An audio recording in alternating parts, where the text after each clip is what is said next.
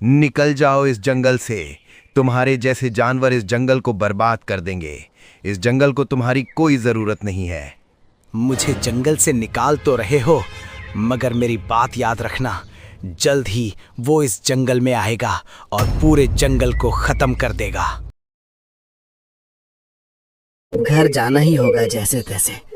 भेड़िया चला ही जा रहा था, मगर उसे मालूम नहीं था उसके पीछे भी कोई चल रहा है। झाड़ियों के लगातार आवाज से भेड़िया थोड़ा रुका और पीछे मुड़ा। कौन है? झाड़ियों में कोई है क्या? मेरी आवाज सुनाई दे रही है? कोई है? मगर कोई आवाज नहीं आई। वो फिर दोबारा चलने लगा, मगर वो परछाई उसके पीछे पीछे ही चल रही थी। भेड़िया फिर रुका और पीछे मुड़ा ही था कि उसे परछाई ने उस पर हमला कर दिया और भेड़िए की चीख जंगल में गूंज उठी। जंगल में कुछ जानवर कहानी सुनने के लिए एक लकड़बग्घे के पास आए हुए थे। वो जंगल का बुजुर्ग और बहुत ही समझदार जानवर था, जिसके कारण सब उसका खूब सम्मान करते थे। आज कोई बढ़िया कहानी सुनाओ बाबा जी, जिसे सुन के एकदम रोंगटे खड़े हो जाएं। कोई बवाल कहानी होनी चाहिए। ऐसी बात है तो एक कहानी सुनो। एक समय की बात है, जंगल में एक दानव की दहशत थी। वो दानव जंगल के जानवरों का खून पी जाता था। किसी को समझ नहीं आता कि वो कौन है। बस उसके निशान ही रहते थे जो जानवरों के गर्दन पर बन जाते थे। तभी एक भालू भागते हुए उनके बीच आ पहुंचा। अरे सभी लोग चलो, नदी के किनारे एक भेड़िए की लाश मिली है। किसी ने उसके गर्दन पर दांत गाड़ के उसका खून पी लिया है, लेकिन उसके शरीर को कुछ नहीं किया है।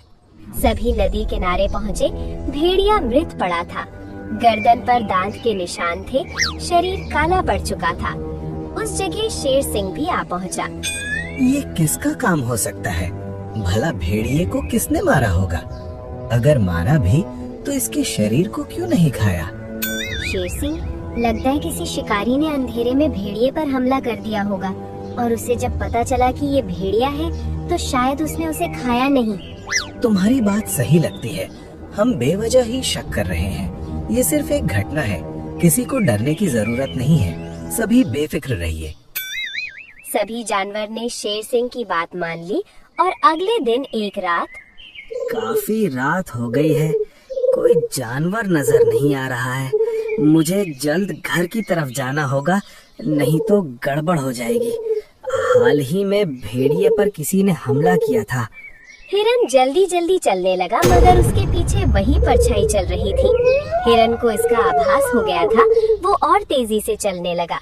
तभी अचानक सामने से किसी ने उस पर हमला कर दिया और उसकी गूंज जंगल में गूंज उठी। सबने वो आवाज सुनी और अगले दिन। ये क्या हो रहा है? जंगल में दो जानवरों का शिकार किया गया है, मगर दोनों जानवरों को खाया ही नहीं गया, सिर्फ दांत गड़ाए गए हैं। आखिर ये सब कौन कर रहा है? ये सामान्य नहीं है। जिस तरह भेड़िए को मारा गया है, उसी तरह इस हिरन को भी मारा गया है। सभी प्राणियों से निवेदन है कि रात में कोई घर के बाहर ना निकले, अकेले ना घूमे, और कोई अनजान मिले तो मुझे बताए। शेर सिंह के कहने पर सभी जानवर रात में घर में रहने लगे। बहुत कम जानवर ही घर से बाहर निकलते, जिसके कारण कोई न कोई जानवर उस परछाई का शिकार हो रहा था, जिससे शेर सिंह बुरी तरह परेशान हो गया था। लोमड़ी, आज रात हम नजर रखेंगे। आखिर कौन जानवर है जो हमला कर रहा है? मुझे आज उसे देखना ही है। वो कौन है? आज रात तुम तैयार रहना। दोनों जंगल में एक झाड़ी में दुबके हुए थे। शेर सिंह बहुत डरा हुआ था, वहीं लोमड़ी सतर्क थी। राम राम राम। लोमड़ी, एक बार फिर सोच लो, यहाँ आने का कोई मतलब नहीं बनता। ये काम हम किसी और जानवर से करा लेंगे। अभी के लिए यहाँ से चलते हैं। आप एक नंबर के फट्टू हैं। आप जंगल के राजा हैं, राजा वाला जिगरा भी रखिए। थोड़ी देर छुपकर देखते हैं, जरूर कोई ना कोई आएगा। वहीं दूसरी तरफ झाड़ियों में गधा प्रसाद भी छुपा हुआ था। उसकी नजर शेर सिंह और लोमड़ी पर चली गई थी। अरे वाह, शेर सिंह को हमारी कितनी चिंता है। उस राक्षस को पकड़ने के लिए खुद आए हैं। तभी जंगल में एक गुर्राहट आई। तीनों सतर्क हो गए। उनके सामने से एक लकड़बट्टा गुजर रहा था। देखने में बहुत ही भयानक लग रहा था, मानो वो किसी का भी शिकार कर सकता है। तीनों उसका पीछा करने लगे, लेकिन तब तक लकड़बग्घे ने किसी का शिकार कर लिया था, जिससे वो और भयानक दिखाई दे रहा था। तभी उसने पीछे मुड़कर शेर की तरफ देखा। उसे देखकर दोनों बहुत डर गए। महाराज भागिए, भागिए! मगर शेर सिंह लकड़बग्घे को देखकर बेहोश हो गया था। लोमड़ी ने ये देखा तो उसने शेर सिंह को छोड़कर दौड़ लगा दी, मगर गधा रुका रहा। लकड़बग्घा उठा और आगे चलने लगा। पीछे पीछे गधा भी जाने लगा। एक जगह दोनों रुक गए और एक सियार लकड़बग्घे के पास आया और कुछ मांस के टुकड़े दिए और बात करने लगा। इस सियार से क्या बात कर रहा है? और ये लकड़बग्घा आखिर इस पर हमला क्यों नहीं कर रहा है? एक मिनट, इस सियार को मैंने कहीं तो देखा है। मैंने इसके बारे में कोई तो कुछ सुना था। तभी लकड़बग्घा और सियार वहाँ से चले जाते हैं और अगले दिन गधा कुछ सबूत जुटाने शेर सिंह के पास जाता है। क्या हुआ शेर सिंह? तुम्हारी तबीयत ठीक नहीं लग रही है। कुछ ऐसा वैसा नहीं तो देख लिया? अरे नहीं नहीं, मुझे बस थोड़ा बुखार हो गया है। तुम बताओ, यहाँ क्या करने आए हो? कुछ काम था क्या? कुछ खास नहीं, मुझे आपसे एक बात जाननी थी। क्या कभी इस जंगल में सियार रहता था? क्या कभी सियार और लकड़बग्घे की में दोस्ती की कहानी थी? हाँ, इस जंगल में करीब 10 साल पहले दो दोस्त रहते थे, सियार और आज जो तुम्हें कहानी सुनाता है वो लकड़बग्घा में दोस्ती थी। दोनों जंगल को कहानी सुनाते थे, लेकिन सियार की कहानियाँ किसी को पसंद नहीं आती थी। अच्छा, फिर ऐसा क्या हुआ कि आज लकड़बग्घा अकेला रहता है? मुझे अच्छे से याद नहीं है, लेकिन इतना याद है कि उसने जंगल छोड़ दिया और जंगल छोड़ते हुए उसने कहा था कि जंगल में खूनी लकड़बग्घा आएगा जो किसी को नहीं छोड़ेगा। लेकिन मुझे लगता है कि सियार सच कर रहा था। कल मैंने एक लकड़बग्घे को रात में घूमते देखा। बहुत ही खतरनाक दिखाई दे रहा था। मुझे तो उस पर शक है। अच्छा, तो फिर उस लकड़बग्घे को पकड़ना चाहिए ताकि वो किसी पर हमला ना कर सके। लेकिन तुम बाहर मत निकलो, ये काम बहादुरों का है, तुम्हें खतरा हो सकता है। नहीं, बिना सबूत के किसी पर इल्जाम नहीं लगाया जा सकता शेर सिंह। मेरी एक राय है, आप जंगल में ऐलान कर दीजिए कि वो राक्षस लकड़बग्घे जैसा दिखाई देता है। जो भी इस राक्षस को देखे तुरंत सूचना दी जाए ताकि बाकी जान बचाई जा सके।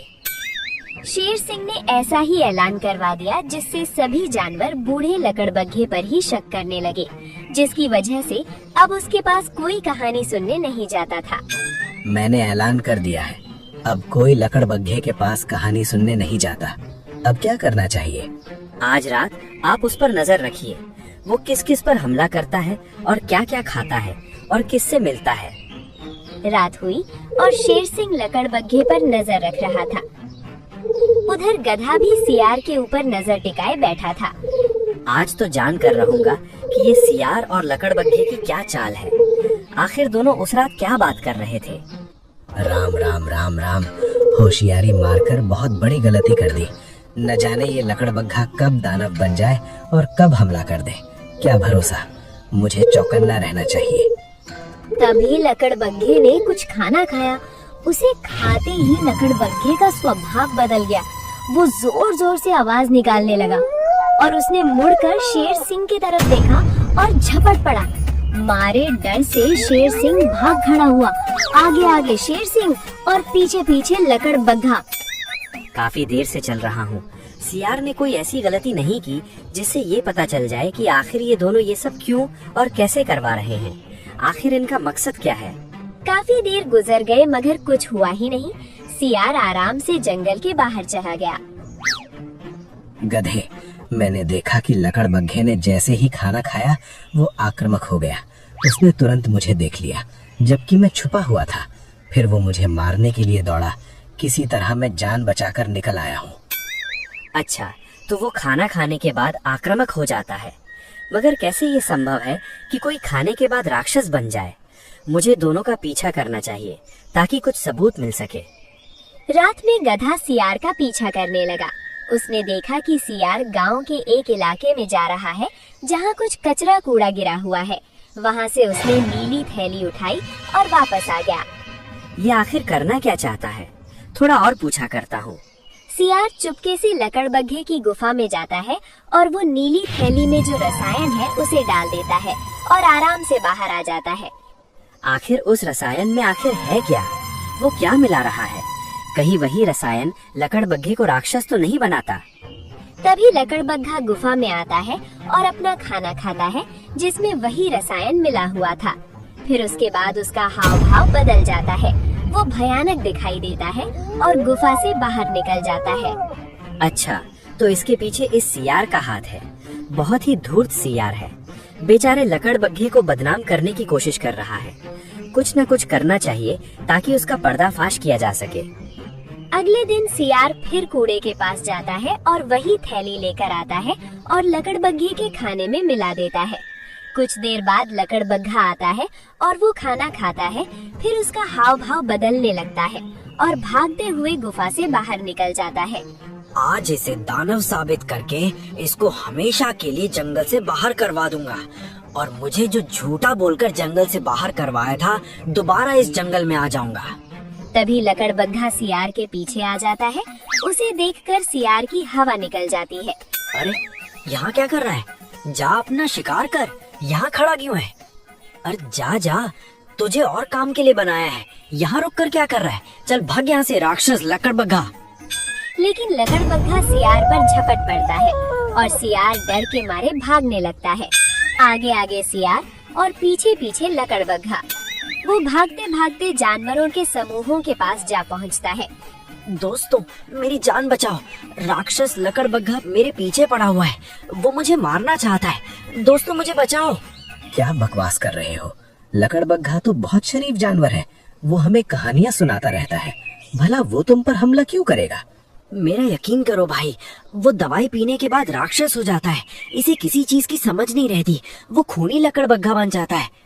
दवाई? कैसी दवाई? तुम्हें कैसे पता कि वो दवाई पीकर राक्षस बन जाता है? तुम हमसे क्या छुपा रहे हो? साफ साफ बताओ, वरना हम लकड़बग्घे से तुम्हें नहीं बचाएंगे। सियार डर के मारे सब सच बोल देता है। मैं हर रात उसके खाने में एक नशीला नीला रसायन डालता था, जिसकी वजह से वो कोई भी जानवर कुछ देर के लिए पागल हो जाता है। उसे तुरंत जो भी बोला जाए वो भी करता है। फिर नशे का प्रभाव कम होने पर वो सामान्य हो जाता है और इसे कुछ भी याद नहीं रहता। मगर तुमने ये सब क्यों किया? आखिर ये सब करने की वजह क्या थी? तुम तो एक समय में लकड़बग्घे के खास दोस्त थे, तो तुमने ये सब क्यों किया? जब मैं उसके साथ रहता था तब प्राणी उसकी कहानी ज्यादा पसंद करते थे और मेरी कहानी कोई सुनना नहीं चाहता था। धीरे धीरे मेरे मन में उसके लिए ईर्ष्या बढ़ने लगी और मैंने उसे इस जंगल का सबसे अप्रिय जानवर बनाने के लिए एक योजना बनाई। और फिर मुझे नीले रसायन के बारे में पता चला और जानबूझकर जंगल छोड़ दिया ताकि कोई मुझ पर शक न कर सके। दुष्ट, मेरी कहानी तुमसे ज्यादा अच्छी थी। इसका मतलब ये तो नहीं कि तुम मुझे पागल बना दो, जंगल के प्राणियों को बेवजह मरवा दो, पूरे जंगल में अशांति फैला दो। आज मैं तुम्हें जीवित नहीं छोड़ूंगा। तुम मुझसे साफ साफ बात कैसे कर रहे हो? क्या तुम्हें दवाई का असर नहीं हुआ? लेकिन कैसे? क्योंकि मैंने दवाई बदल दी थी। मुझे तुम्हारे बारे में सब पता था, इसलिए मैंने जानबूझकर दवाई बदल दी। तुमने साधारण नीला रंग खाने में मिलाया ताकि तुम्हें हमारे नाटक का पता न चले। नाटक? इसका मतलब ये सब नाटक था? मगर नाटक की क्या जरूरत थी? ताकि तुम अपना गुनाह अपने जुबान से बताओ और सबको पता चले कि इन सब के पीछे तुम्हारा हाथ है। ये लकड़बग्घा निर्दोष है। आज मैं इसे जीवित नहीं छोड़ूंगा। इसने बहुत गंदा काम किया है, इसकी कोई सजा नहीं है।